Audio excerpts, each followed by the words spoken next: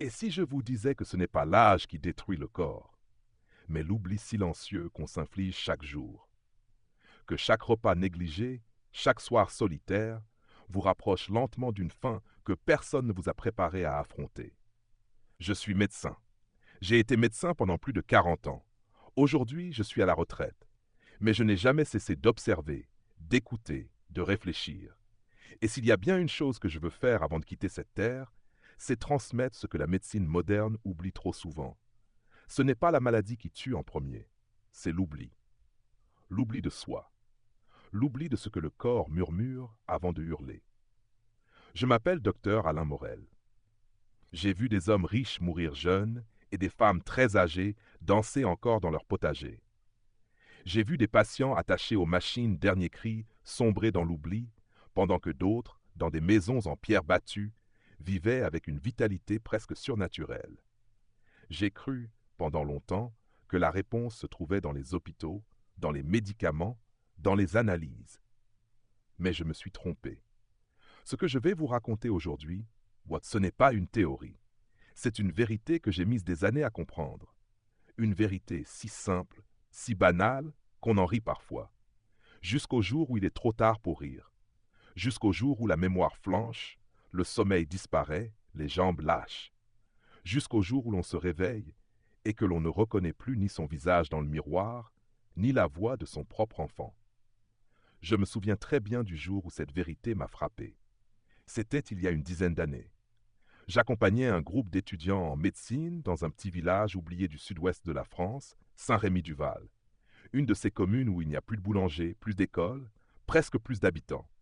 Sauf un homme, un très vieil homme. Il s'appelait Marcel. Il avait 102 ans.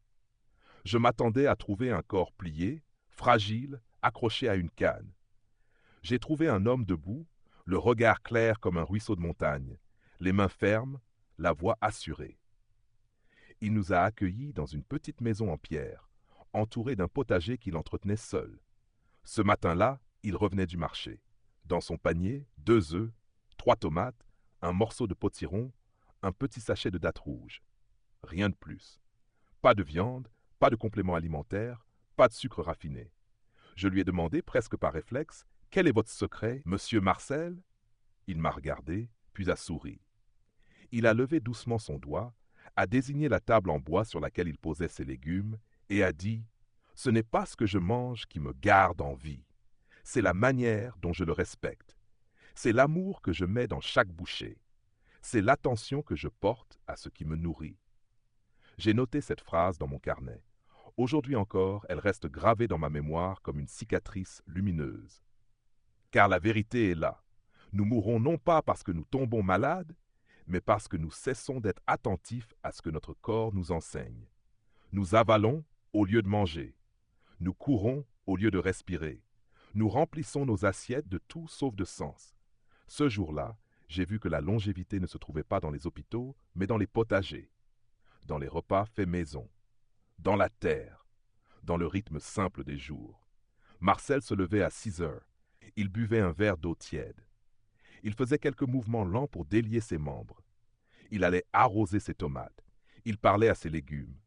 Puis il marchait jusqu'au marché, saluait le poissonnier, le fromager, achetait juste ce qu'il fallait. Il rentrait, cuisinait. Il mangeait lentement, puis lisait, faisait une sieste. Le soir, un bol de soupe, une chanson à la radio et au lit à 21 heures. Rien d'extraordinaire, me direz-vous. Et pourtant, combien d'entre nous peuvent dire qu'ils vivent ainsi? Depuis cette rencontre, j'ai commencé à interroger différemment mes patients âgés. Ceux qui restaient lucides à 90 ans, qui marchaient sans aide à 85, qui n'avaient jamais fait d'AVC ni d'Alzheimer. Ce n'étaient jamais ceux qui prenaient des pilules miracles. C'étaient ceux qui avaient gardé une simplicité de vie, une alimentation naturelle, un rythme doux et une reconnaissance profonde envers la vie. Et si je vous raconte tout cela, ce n'est pas pour vous convaincre de manger bio ou de devenir moine.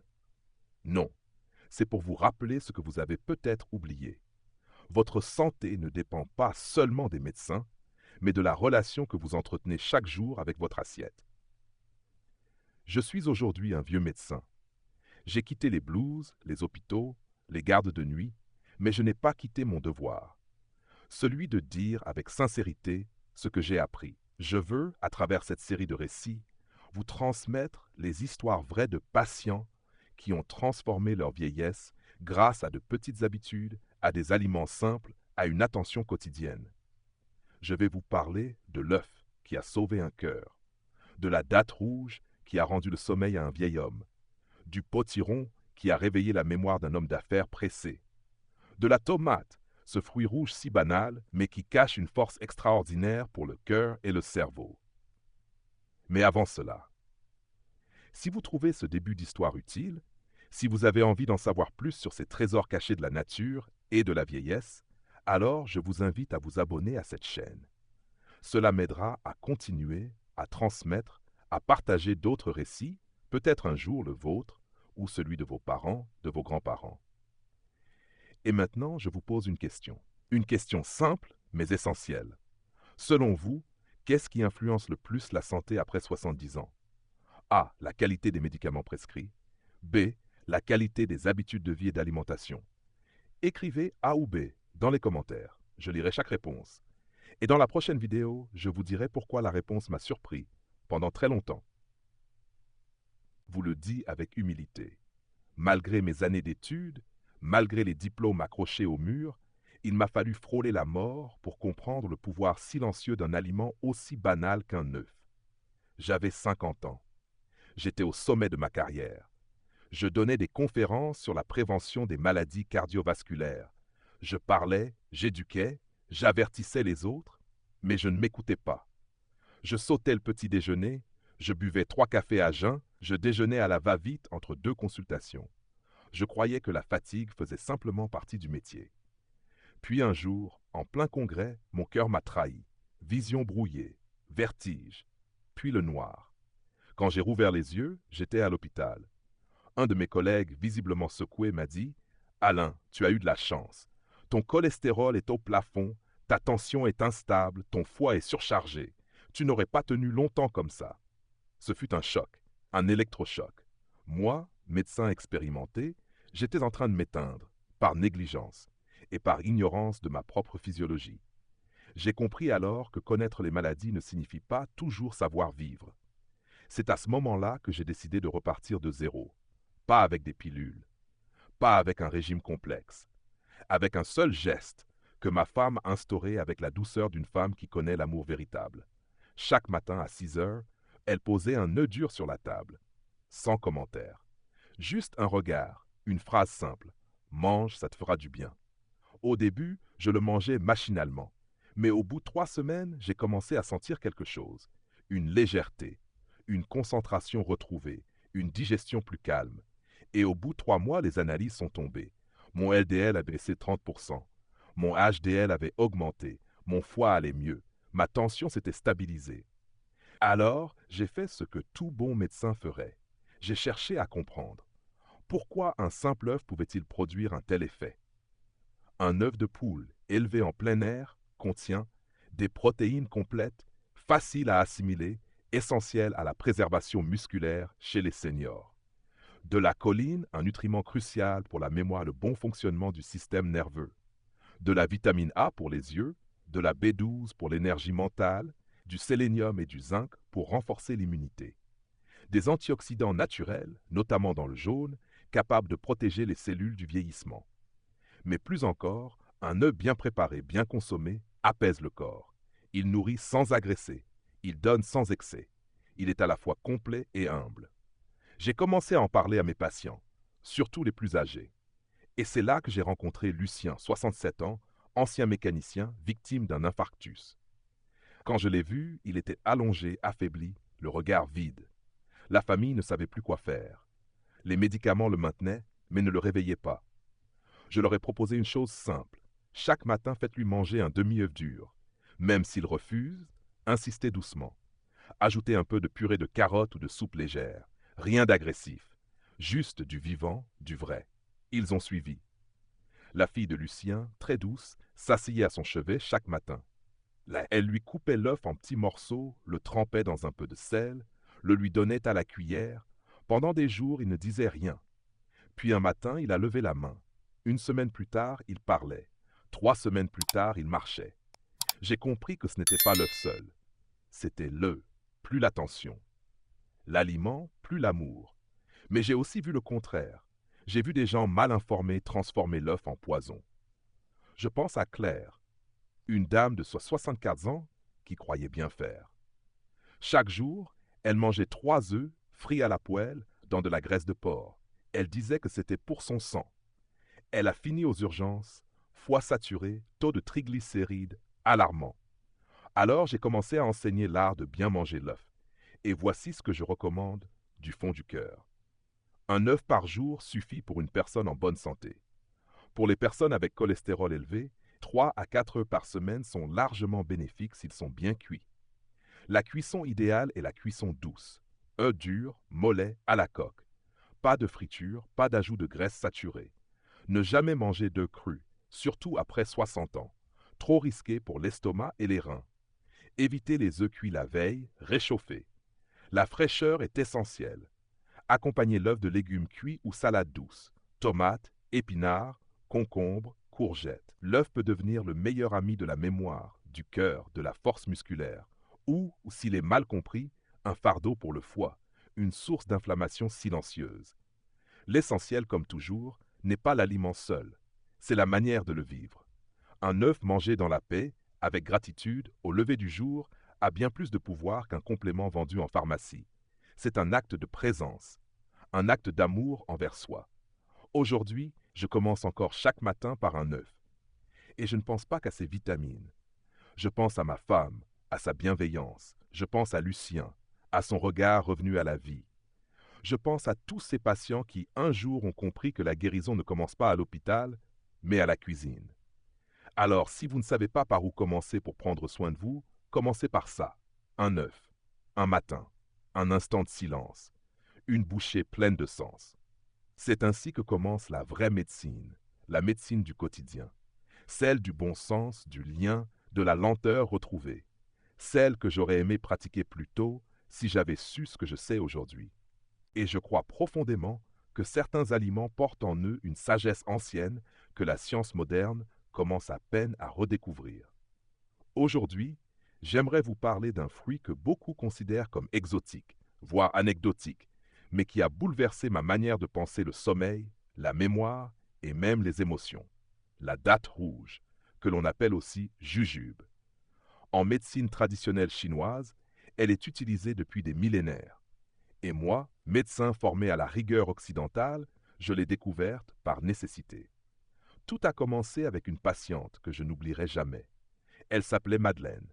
Elle avait 68 ans et souffrait d'insomnie chronique depuis plus de 15 ans. Rien ne fonctionnait. Ni les somnifères, ni les tisanes, ni la méditation. Elle disait dormir par morceaux, des fragments de 30 minutes, 1 heure tout au plus. Elle était épuisée, nerveuse, irritable, et son visage portait les stigmates d'un esprit qui n'a plus de repos. Elle me dit un jour, la voix cassée, « Docteur, je crois que je ne rêve plus. Je crois que je suis en train de disparaître. » Cette phrase m'a glacé. Elle ne parlait pas seulement d'un manque de sommeil. Elle parlait d'une perte de lien avec elle-même, avec le monde. Je savais qu'aucun médicament ne pouvait lui rendre ses rêves. Il fallait autre chose. Une réparation plus profonde, plus douce. C'est alors que je me suis souvenu d'un vieux médecin vietnamien que j'avais rencontré lors d'un congrès à Toulouse.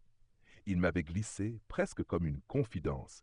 Quand un vieillard ne dort plus, donnez-lui de la date rouge.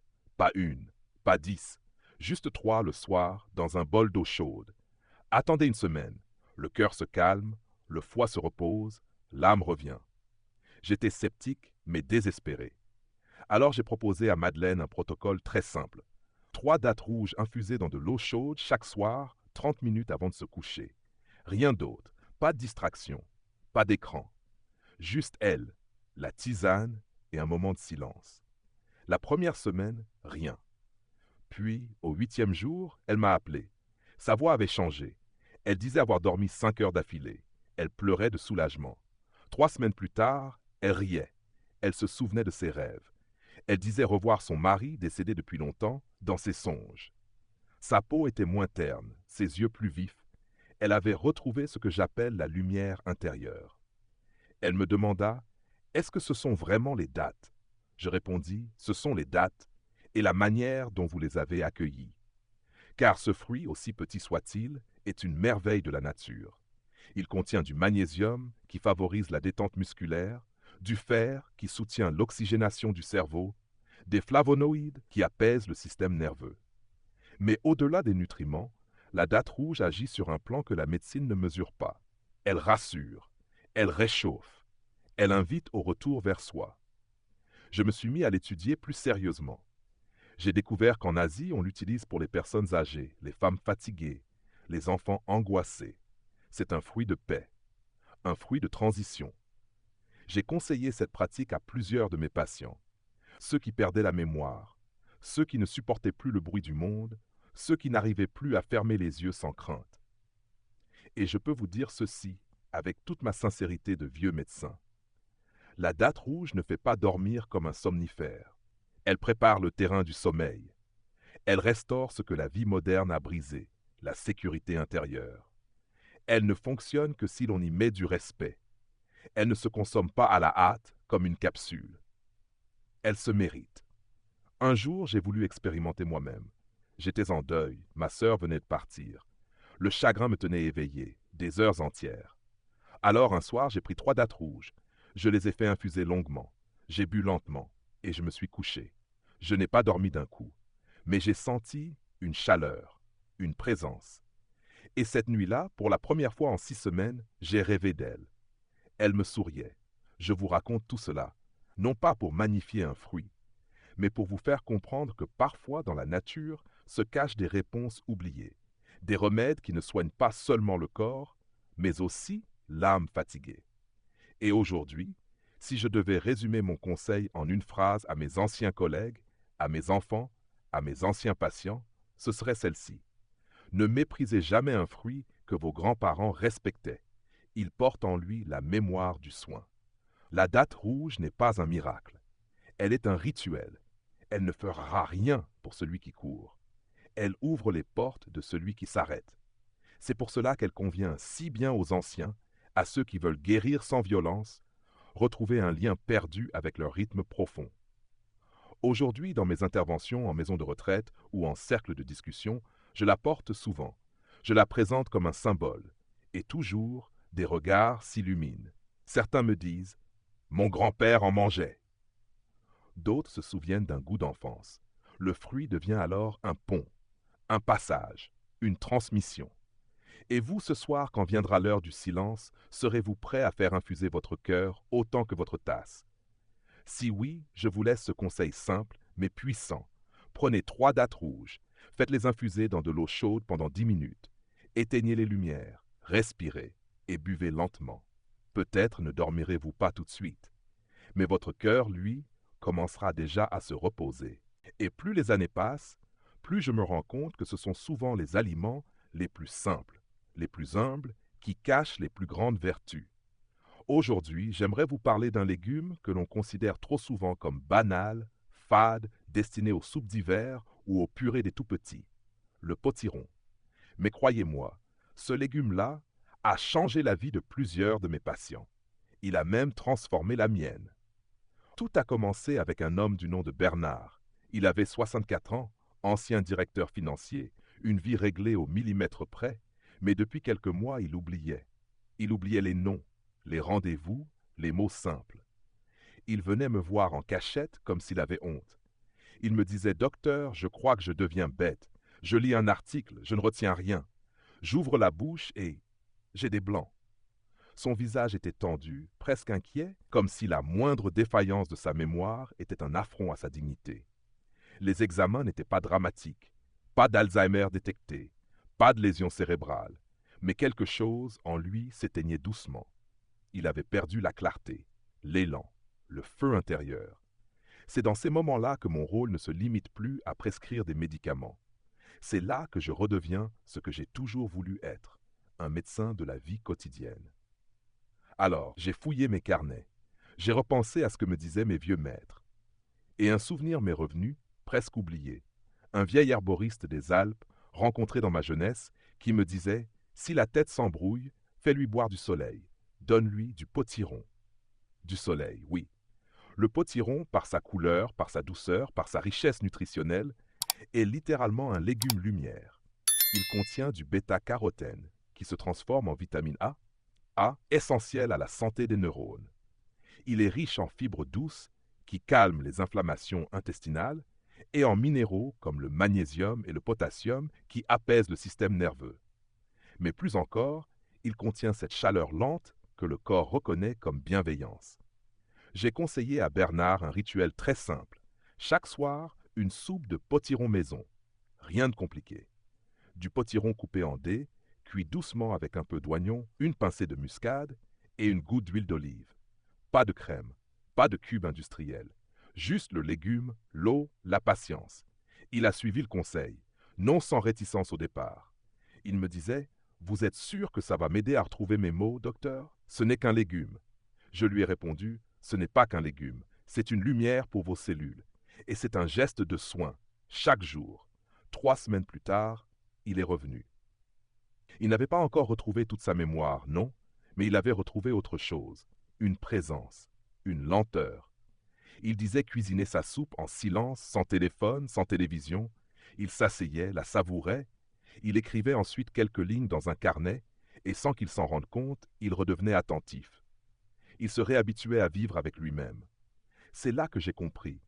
Le potiron ne soigne pas seulement la mémoire, il soigne l'attention.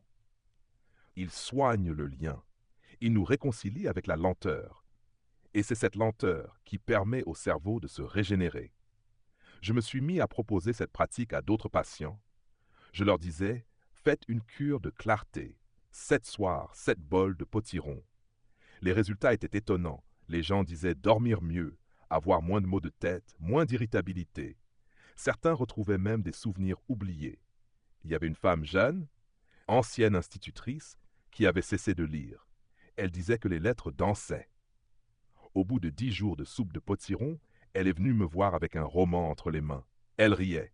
« Docteur, il semblerait que les lettres se soient calmées. » J'ai ensuite cherché à comprendre, au-delà de l'expérience clinique. J'ai découvert que le potiron contient des antioxydants puissants, comme la lutéine et la zéaxanthine, bénéfiques pour la vue et la cognition. Il est également pauvre en calories, riche en eau et très digeste, ce qui en fait un aliment idéal pour les seniors. Mais surtout, il est facile à préparer, économique et accessible. C'est pour cela que je l'aime, parce qu'il rend le soin possible pour tous, parce qu'il n'exige ni expertise, ni budget, ni effort démesuré. Seulement un peu de temps, un peu de feu et beaucoup de bienveillance. Aujourd'hui, je dis souvent à mes proches, à mes enfants, si un jour vous sentez que vous perdez votre calme, votre clarté, votre joie simple, ne courez pas à la pharmacie, coupez un potiron, faites-le cuire et asseyez-vous. Car ce n'est pas seulement le cerveau qui a besoin d'être nourri, c'est la manière de vivre qui a besoin d'être adoucie. Et le potiron, par sa douceur, nous rappelle cette sagesse essentielle. On ne soigne pas une vie stressée avec des remèdes rapides. On la soigne en réapprenant à nourrir le silence, la chaleur, la digestion lente, la présence. Et si demain vous hésitez entre avaler une pilule ou faire une soupe, rappelez-vous que la vraie médecine commence parfois dans une simple casserole, là où mijote tranquillement le retour à soi. Et à l'âge que j'ai aujourd'hui, après des décennies passées à ausculter des corps, écouter des plaintes, prescrire, rassurer, j'en suis venu à une vérité simple mais profonde. Le corps humain ne vieillit pas, d'abord par les années. Il s'effrite par la solitude. Ce n'est pas seulement le cœur qui se fatigue, ni les os qui se fragilisent, ni les nerfs qui se relâchent. C'est l'absence de regard, de sens, de lien. Je l'ai compris dans les couloirs silencieux des maisons de retraite. Là où les murs sont propres, les repas servis à l'heure, les médicaments rangés dans des piluliers impeccables, mais où l'âme se meurt doucement, dans l'oubli. Là, j'ai vu des hommes et des femmes qui avaient tout donné à leur famille, à leur pays, à leur métier, finir leur jour en ne parlant plus qu'à la télévision allumée. Et je me suis demandé, à quoi sert la médecine si elle ne soigne pas aussi cette douleur-là? Un jour, je suis allé rendre visite à une ancienne patiente, Simone, 83 ans, veuve depuis 13 ans. Elle m'avait appelé non pas pour une ordonnance, mais simplement pour me dire « Docteur, Je ne sens plus mes mains, mais surtout, je ne sens plus ma place dans ce monde. Cette phrase m'a frappé comme une lame invisible. Je suis allé chez elle. Elle vivait seule, dans un petit appartement au 6e étage sans ascenseur. Elle m'a accueilli avec un sourire poli, mais ses yeux étaient vides. Pas tristes, vides. Elle m'a montré sa boîte à médicaments. Elle prenait tout ce qu'il fallait. Cholestérol, tension, ostéoporose, vitamines, tout était en ordre. Et pourtant, rien ne tenait. Son dos s'arc-boutait, sa voix tremblait, sa mémoire s'effaçait. Je lui ai demandé ce qu'elle mangeait le soir. Elle m'a répondu, une biscotte, un peu de fromage. Je n'ai pas très faim, et puis manger seul, c'est dur. C'est à ce moment-là que j'ai compris. Ce n'était pas son estomac qui était vide, c'était sa soirée, son lien, sa chaleur humaine. Je lui ai proposé un défi. Simone, à partir de ce soir, préparez-vous une soupe, une vraie, une soupe chaude, colorée, même pour une seule personne. Mettez une assiette, une serviette et mangez comme si vous étiez attendu, comme si vous étiez digne de ce soin. Elle a souri tristement, mais elle a accepté. La semaine suivante, elle m'a rappelé. Sa voix était plus posée. Elle m'a dit, je n'y croyais pas, mais la soupe m'a fait du bien. Je me suis senti moins vide. Puis elle a ajouté quelque chose de bouleversant. Docteur, pour la première fois depuis longtemps, j'ai eu envie de mettre une nappe. Ce soir-là, j'ai pleuré. Pas de tristesse, mais de reconnaissance. Car j'avais enfin vu la vérité en face. Le repas du soir est un acte de survie émotionnelle. Ce n'est pas seulement un apport calorique, c'est un ancrage, un acte de dignité, une manière de dire « je mérite encore ce moment, je mérite encore d'être bien ». Depuis, j'ai commencé à conseiller à tous mes patients âgés une chose très simple, ne jamais négliger le dernier repas de la journée. Et surtout, ne pas le vivre comme un simple geste mécanique, mais comme une offrande, une célébration silencieuse du fait d'être encore là. Et pour cela, certains aliments sont précieux. Les aliments riches en tryptophane, comme les œufs, la banane, les pois chiches. Les aliments doux pour la digestion, comme le riz complet, la courge ou une compote tiède. Des tisanes apaisantes à base de mélisse, de verveine ou de camomille. Des petites portions, mais pleines de sens. Je recommande toujours une chose. Manger assis, au calme, dans la lumière chaude. Pas devant un écran. Pas debout dans la cuisine. Pas à la va-vite. Car ce moment-là, ce dîner-là, prépare non seulement la nuit, mais aussi le lendemain. C'est lui qui dit au cerveau « tu peux relâcher, tu es en sécurité ». J'ai vu des merveilles se produire chez ceux qui acceptaient de faire de ce dîner un rituel. Moins de réveils nocturnes, moins d'angoisse, moins de rumination, un meilleur transit. Et surtout un regard qui se rallume, une volonté qui revient. J'ai même vu des liens familiaux se reconstruire autour de ce repas. Des enfants qui décident d'appeler leurs parents âgés chaque soir à 20h, juste pour dire tu as bien mangé, ce n'est rien, mais c'est tout. Et pour ceux qui vivent seuls, j'ai parfois recommandé de tenir un journal du dîner, d'écrire chaque soir ce qu'ils ont préparé, ressenti, aimé ou non. Un petit carnet sur la table comme un compagnon discret. Et au fil des pages, j'ai vu naître des récits, des poèmes, des souvenirs, comme si le repas devenait une porte vers la mémoire vive. Je pense souvent à une phrase que j'ai lue dans un vieux traité japonais. Un corps ne meurt jamais seul. Il commence à mourir quand l'esprit n'est plus invité à table. Aujourd'hui, je voudrais vous laisser avec cela. Le soin de soi ne se résume pas aux médicaments ni au bilan sanguin. Il commence à l'heure du dîner. C'est là que l'on réchauffe son ventre, son cœur et ses espoirs. Alors ce soir, quel que soit votre âge, que vous soyez entouré ou seul, je vous en prie, mettez la table, allumez une bougie, servez-vous chaud. Et souvenez-vous que ce simple geste, humble et quotidien, est peut-être le plus puissant des élixirs de vie. Tout au long de ma vie de médecin, j'ai prescrit des médicaments, posé des diagnostics, rassuré des familles. Mais ce que je n'ai compris que sur le tard, c'est que les vrais remèdes, les plus puissants, ne se trouvent pas toujours dans les pharmacies. Ils sont souvent dans les gestes simples, dans l'attention qu'on se porte à soi-même, dans la chaleur d'un repas, dans le calme d'une soirée, dans la douceur d'un fruit oublié. Ce que je vous ai partagé dans ces épisodes n'est pas une méthode miracle. Ce sont des fragments de sagesse issus d'une vie d'écoute, d'observation et de remise en question. Je me suis rendu compte que le vieillissement n'est pas une tragédie en soi. C'est une transition. Et comme toute transition, elle peut être vécue avec douleur ou avec conscience. Ceux qui acceptent de ralentir, de réapprendre à s'aimer, de redonner un sens aux gestes du quotidien, vivent plus longtemps. Mais surtout, ils vivent mieux.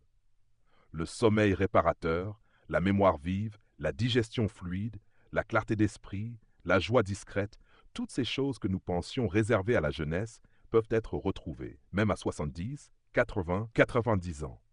Pas en courant après la performance, mais en réapprenant à écouter notre corps, en cultivant des habitudes saines ancrées dans la simplicité. La soupe de potiron, les dattes rouges, les œufs le matin, le riz complet, les tisanes, les petits rituels du soir, ce ne sont pas des traitements médicaux, ce sont des actes d'amour, des messages que l'on envoie à notre propre être pour lui dire « Je ne t'abandonne pas ». Et quand cet amour de soi s'installe, quelque chose change. On ne guérit pas seulement de ses douleurs physiques, on retrouve la paix, on se sent digne. Et cette dignité, croyez-moi, est le premier pas vers une santé durable. Je vous le dis avec émotion, le corps humain est un miracle. Il pardonne, il se régénère, il vous écoute si vous savez lui parler avec patience et respect. Mais ce message, ce type de contenu, vous ne le trouverez pas à la télévision. Il n'est pas sponsorisé, il ne rapporte rien aux grandes industries, il ne fait pas de bruit, il ne vend pas de promesses. C'est pourquoi j'ai décidé, à mon âge, de continuer à partager, avec mes moyens, avec ma voix peut-être un peu tremblante, mais sincère. Parce que je crois que transmettre, c'est aussi soigner. C'est ma manière de rendre ce que la vie m'a donné. Prenez soin de votre quotidien. Ce sont les petits détails qui font les grandes différences. Ne négligez pas vos repas. Ne méprisez pas vos émotions. Ne laissez pas la vitesse du monde vous voler votre paix intérieure. Chaque petit geste de soin, chaque aliment choisi avec amour, chaque silence accepté est un pas vers une vie plus longue, mais surtout plus belle. Comment l'appliquer à votre vie? Commencez dès ce soir. Préparez un repas simple mais chaud. Coupez votre téléphone pendant que vous mangez. Prenez 5 minutes pour vous demander comment je me sens. Et demain matin, ouvrez les yeux sans courir. Respirez. Offrez-vous un vrai petit déjeuner. Pas pour les calories, mais pour vous dire que vous êtes vivant et que cela mérite une célébration chaque jour. Et vous, dites-moi en commentaire, lequel de ces gestes simples vous parle le plus? A. Boire une tisane calmement avant de dormir. B. Manger au repas chaud le soir en silence. Merci d'écrire votre réponse en commentaire pour que chacun puisse s'inspirer de vos choix. J'y répondrai avec joie. Et si ce contenu vous a touché, s'il vous a apporté une idée, une émotion, une étincelle, abonnez-vous à cette chaîne. Cela me donne du courage pour continuer. Et si vous souhaitez soutenir ce projet, vous pouvez faire un petit don, même symbolique. Je suis un vieux médecin à la retraite, mais j'ai encore l'élan de transmettre. Et votre soutien, aussi modeste soit-il, me permet de consacrer du temps à préparer d'autres vidéos comme celle-ci. Merci du fond du cœur.